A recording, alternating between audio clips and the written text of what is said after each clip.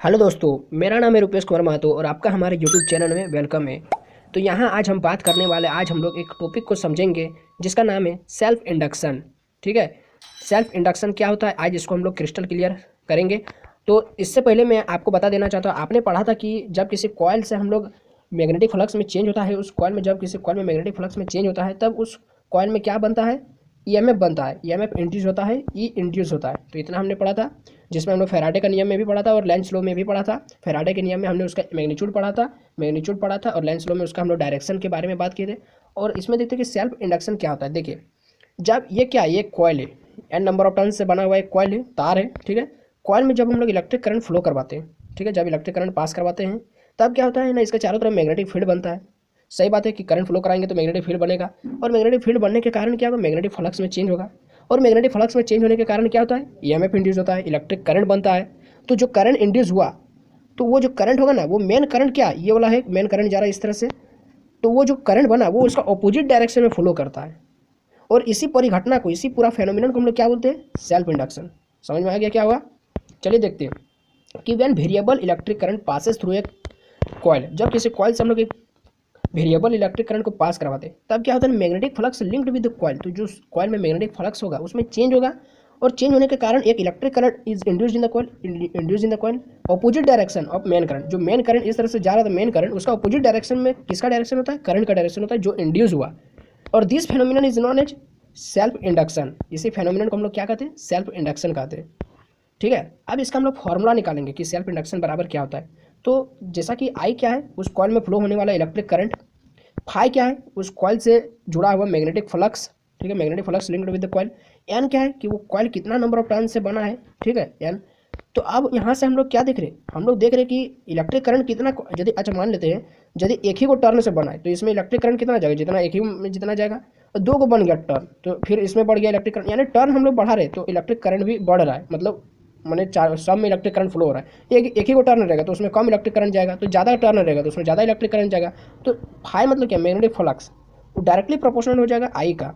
ठीक है, ये हमने पिछला क्लासेस में भी हमने पढ़ा था कि फाई डायरेक्टली प्रोपोर्शनल टू आई कैसे होता है, जिसमें हम लोग मूविंग कॉइल गैल्वेनोमीटर में काफ़ी अच्छी तरह से इसको पढ़ा था। ठीक है, फाई हम लोग पढ़ा था, या फिर यहाँ से फाई वहाँ पर तो वहाँ तो डिफ्लेक्शन हुआ करता था, लेकिन यहाँ पर फाई मतलब क्या है, यहाँ पर फाई मतलब मैग्नेटिक फ्लक्स है, तो वहाँ पर उससे रिलेटेड कुछ नहीं है। ठीक है, यहाँ पर फाई मतलब मैग्नेटिक फ्लक्स में जितना आप करंट, उस कॉइल से जितना करंट पास करवाएंगे उतना मैग्नेटिक फ्लक्स में चेंज होगा, बस सीधा सीधा काम यहीं पर है। ठीक है, तो फाई डायरेक्टली प्रोपोर्शनल टू आई हो गया।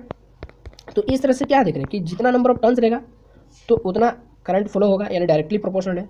तो एन फाई बराबर क्या हो जाएगा, डायरेक्टली प्रोपोर्शनल का हटाएंगे तो कांस्टेंट आएगा, जिसका हम लोग एक कांस्टेंट दी थी एल इसी से रिलेटेड है, सेल्फ इंडक्शन से। ठीक है, तो यहाँ से केवल एल को हम लोग निकाल लेंगे तो एन फाई, ये आई नीचे आ जाएगा तो एन फाई बाई आई हो जाएगा। तो यहाँ पर एल क्या है, यहाँ पर जो एल हम लोग कांस्टेंट लिए इसी को हम लोग कहते हैं कोएफिशिएंट ऑफ सेल्फ इंडक्शन। ठीक है, जो सेल्फ इंडक्शन का कोएफिशिएंट, जिसको हम लोग सेल्फ इंडक्टेंस भी बोलते हैं। ठीक है, क्या निकाले, एल बराबर एन डिफाई बाई आई, और यहाँ पर एल क्या है, कोएफिशिएंट ऑफ सेल्फ इंडक्शन, जिसको हम लोग क्या बोलते हैं, सेल्फ इंडक्टेंस भी बोलते हैं। इतना क्रिस्टल क्लियर हो गया। अब देखिए, हम लोग पढ़ते हैं सेल्फ इंडक्शन क्या होता है, जिसको हम लोग सेल्फ इंडक्टेंस, जिसको हम लोग कोएफिशिएंट ऑफ इंडक्शन भी बोलते हैं। ठीक है, कोएफिशिएंट ऑफ सेल्फ इंडक्शन। तो कोएफिशिएंट, अब हम लोग उस कोएफिशिएंट के बारे में पढ़ेंगे। तो अभी हम लोग क्या फॉर्मूला देखें, अभी हम लोग एक फॉर्मूला देखें कि एन बराबर क्या, एल बराबर क्या था, एन फाई बटे आई। ठीक है, एल बराबर क्या था, एन फाई बाई आई था।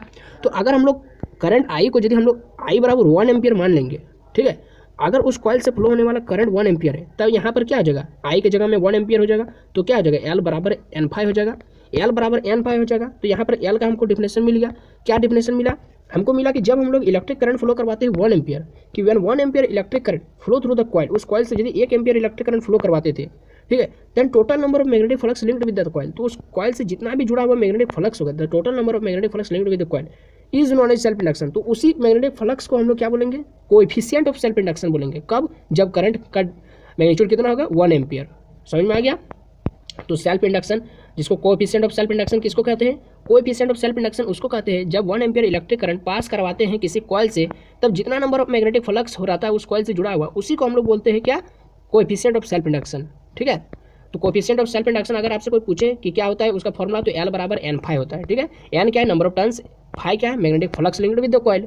ठीक है, अब देखिए हम लोग फैराडे का नियम से क्या पढ़े थे, ई बराबर EMF बराबर होता था d∅dt। तो एन क्या लेते थे, जितना नंबर ऑफ टर्न्स रहेगा उसके लिए, तो ई बराबर एन d∅dt होता था। अगर हम लोग एन को यहाँ पर ले आए, थोड़ा सा अरेंज करते इसको, तो एन फाई, और एन फाई का अभी हम लोग ऊपर क्या पढ़े, एन फाई बराबर अभी हम लोग ऊपर क्या पढ़े, एन फाई बराबर देखिए ऊपर एन फाई बराबर यहाँ पर इसको आई को इधर दे देंगे, तो एन फाई बराबर एल आई हो गया। तो एन फाई बराबर जहाँ पर है ना वहाँ पर एल आई हम लोग लिख देते एल आई।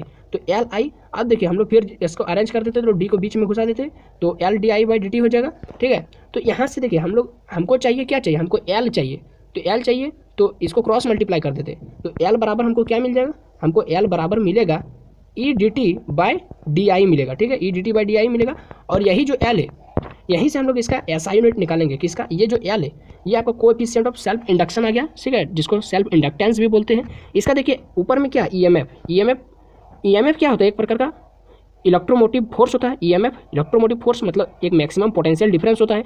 तो मैक्सिमम पोटेंशियल डिफरेंस यानी पोटेंशियल, तो पोटेंशियल का SI यूनिट क्या होता है, वोल्ट होता है, और टाइम का कितना होता है, सेकंड होता है, और करंट का क्या होता है, एम्पियर होता है। तो इसका SI यूनिट क्या बन गया, वोल्ट सेकंड पर एम्पियर, जिसको हम लोग हेनरी भी बोलते हैं। ठीक है, ये आपको याद रखना है कि हेनरी किसका SI यूनिट होता है, तो सेल्फ इंडक्टेंस का। ठीक है, कोएफिशिएंट ऑफ सेल्फ इंडक्शन। तो इस तरह से इसका SI यूनिट क्या हो गया, हेनरी हो गया। अब इसका अगर आपको डायमेंशन फॉर्मूला निकालना है तो देखिए यहाँ पर तो डायरेक्ट इसका डायमेंशन फॉर्मूला लिख दिया गया है कि ml/t-2 a-2। लेकिन यहाँ पर देखिए अगर आपको निकालना है तो पोटेंशियल यानी वोल्ट का होता है ml/t-3 a-1, और टाइम का हो जाएगा t, और एम्पियर मतलब यहाँ पर एम्पियर करंट के लिए एम्पियर तो a हो जाएगा।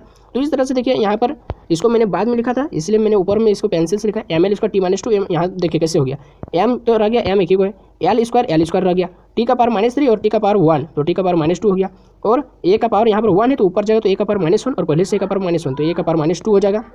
ठीक है, तो इस तरह से ml/t-2 a-2 हो गया। तो इस तरह से यहाँ पर मैंने आपको सेल्फ इंडक्शन का कोफिशिएंट के बारे में मैंने आपको समझाने का प्रयास किया। अगर आपको ये वाला वीडियो अच्छा लगा तो आप तुरंत लाइक करें, और अपने दोस्तों में ये वीडियो शेयर करना ना भूलें ताकि उनको भी हमारा चैनल पहुँचते उन तक भी। ठीक है, तो बस अभी के लिए इतना ही, और हमारे चैनल को सब्सक्राइब कर लीजिए अगर आप नए हैं तो। अभी के लिए इतना ही, और हमारे टेलीग्राम ग्रुप पर ज्वाइन कर लीजिए। तो जय हिंद, वंदे मातरम।